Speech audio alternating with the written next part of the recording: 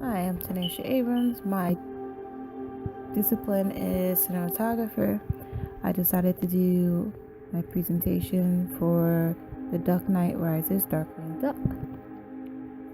I created a storyboard containing a story about how Darkwing Duck is unhappy about getting old, and due to his unhappiness, he goes out to recapture his youth and fight crime, and winds up getting captured by his daughter, Gasoline Duck, Knowledge, and her friend from the earlier shows, now husband. They look to find him and find him locked in a warehouse chamber. But some things is different.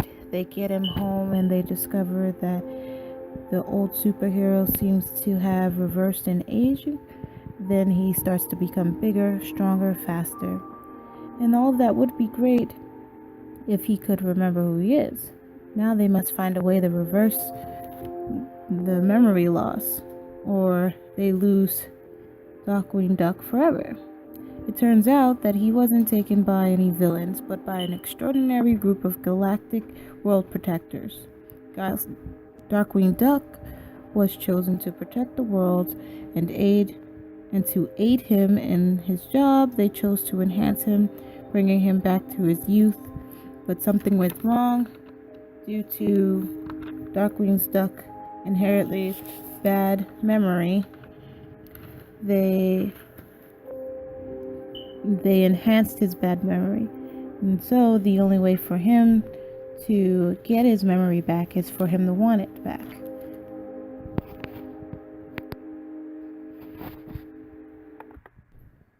You might be thinking, why add a super ego for Darkwing Duck? But the famed storyteller Miyazaki said that don't estimate children and don't overestimate adults. It's about recapturing youth and making way for the next generation. Adults aren't gonna think you're ready for the world until you're already taking it on by the horns. This is one of those for the older kids, the Monster High lovers, the Troll Hunter lovers, the Lolly Rock lovers. This is an upgrade of a Disney classic incorporated into what they are used to receiving with today's animations. Also, adding longevity to a classic, outdated hero. For this animated feature, I decided to pick the director Brenda Catman. She did Brave and The Prince of Egypt, movies that are classic and will stand the test of time. I also chose a set of animators, Mark Dindell, Laura First, and the great John Lasseter. For the composer, I chose Hans Zimmer. Hans was recognized as one of Hollywood's most innovative musical talents. I chose Brenda Chapman because of her enchanting and biblical tale of Moses was one of the movies, although a highly controversial subject matter, was enchanting and passionate. And then to her most current tale of a young girl's quest to express self-reliance in a world that did not believe that a woman should have it. I then chose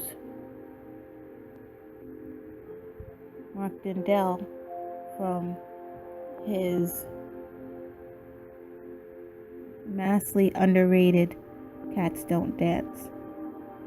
That movie was beyond amazing, and the characters were brought to life in so many ways. Then I chose Laura first for her amazingly witty characters with so much personality and so much whimsical, fun imagination added into everything that she does. Would just be the most enchanting aspect to this feature. It goes without saying that John Lasseter is a master and a legend in the animation world. There is nothing that he hasn't had his hands on that wasn't gold. The fact that he's even been chosen by the great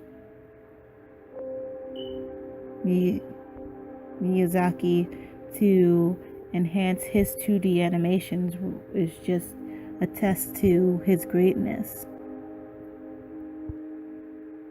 For my options of screenwriters, screenplays, and story writers, I chose Leanna Lesser, Teresa Kohler, Brenda Chapman, Paula Ribbon. All of these women are talented and amazing in their animation careers. When it comes to my budgeting system, I would use the Movie Magic industry standard for the story, direction, and sound. An animation movie might have no human actors, but it does have human creators and screenplay writers, art directors, sound effects people, and it takes a lot of effort and wages to create the smooth story that will capture an audience. Everything depends on the story and the attractiveness of the characters. The voice of the characters is often given to top actors with high ratings, and that will definitely be a main cost factor. Artwork creation is another cost that is definitely at the top of the list. A single frame of an animation film can have millions of moving parts. For a hand-drawn 2D animation film, there will be several hundred hours of creative time. On an average recording due to WebPro News, each hour of film is 100,000 or more frames.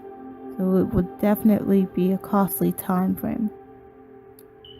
When it comes to studio costs, studios usually have 600 or more creative people working on a film for 2 to 3 years. They need to be housed and provided with creative environments and tools to do their creation. Then it comes to post-production costs. Animation is a highly computerized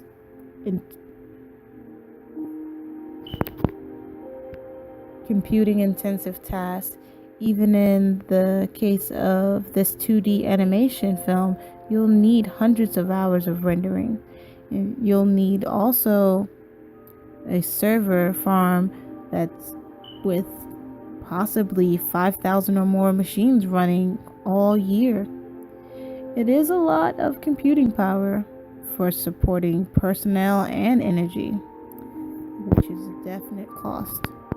Then lastly, you would come to marketing costs. Trailers, movie posters will be just a start, but I have a vision of creating a shorts online to produce current awareness of the characters with the current young generation of viewers, and a social media environment to promote the feature online.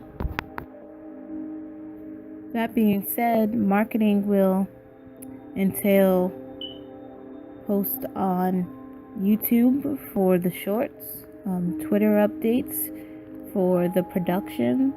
I would want to see commercials on Disney Junior, Disney HD, the Disney Channel itself, the website, so that all the current youth that are watching Disney today will be allowed to understand what great production is coming their way.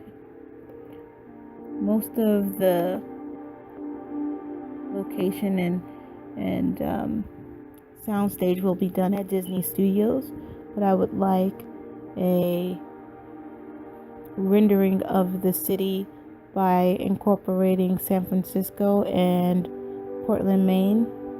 I believe that those two cities would create a phenomenal new creative imaginary city for Darkwing Duck to explore through. All this will be done on OpenTunes, which is actually a free software for 2D animation, but it's perfect for processing the frame by frame work that is hand drawn when it comes to 2D animation.